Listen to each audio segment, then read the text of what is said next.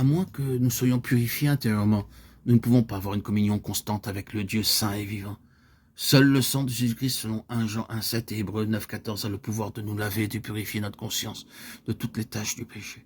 Lorsque le Saint-Esprit nous convainc de nos péchés, il nous aide à les confesser avec un cœur vraiment repentant, en croyant de tout cœur que le Seigneur Jésus-Christ est mort à notre place et a été enseveli afin d'ensevelir nos péchés, et qu'il est ressuscité pour vivre en nous afin d'être notre vie et notre justice, nous sommes immédiatement pardonnés. Tous nos péchés sont lavés par son précieux sang, et nous commençons à ressentir la présence de Dieu d'une manière très puissante. Notre conscience souillée étant lavée par le précieux sang du Seigneur, nous subissons un triple changement ascensionnel. Notre esprit mort devient un esprit vivifié. Le Saint-Esprit vient et demeure dans notre esprit lavé. Ceci est appelé la nouvelle naissance. Après cette expérience, nous sommes rendus capables de comprendre les mystères cachés de la parole de Dieu, de parler avec lui plus librement dans la prière et le désirer faire sa parfaite volonté.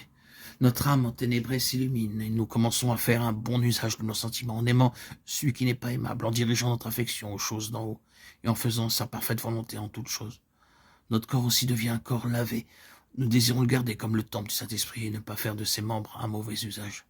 Ceux qui essaient de se conformer à ce principe divin et fondamental de la triple union peuvent avoir une vie conjugale heureuse et fructueuse.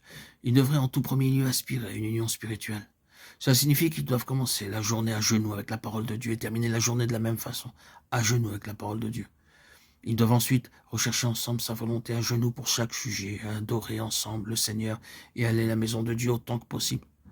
Beaucoup de maris disent que ma femme prie car moi je suis trop occupé avec mon travail ou mes affaires. Mais prier ensemble est indispensable.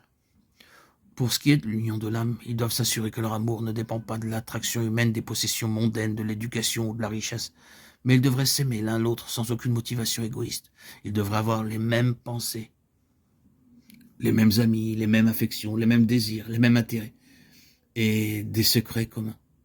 Leur union physique doit être conservée très sacrée. Ils doivent avoir une grande attention et un grand respect l'un pour l'autre et prendre un soin particulier pour comprendre leurs besoins mutuels.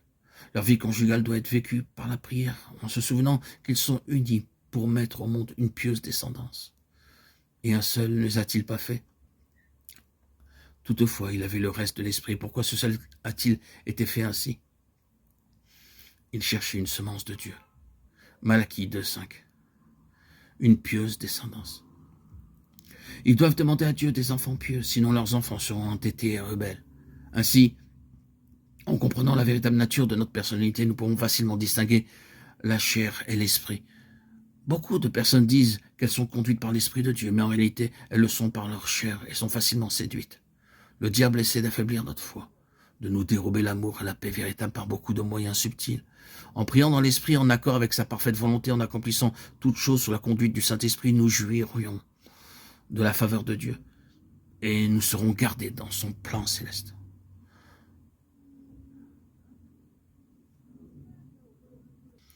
Prions pour que notre Seigneur puisse écrire ses lois sur les cœurs de tous ceux qui sont réunis par lui. Si les couples suivent ces principes, leur foyer sera très heureux et béni. Un foyer de paix, de joie, d'amour, de service avec la présence divine, un foyer de foi, de communion, un foyer où le nom de Dieu est honoré. À travers d'un tel foyer, beaucoup seront bénis.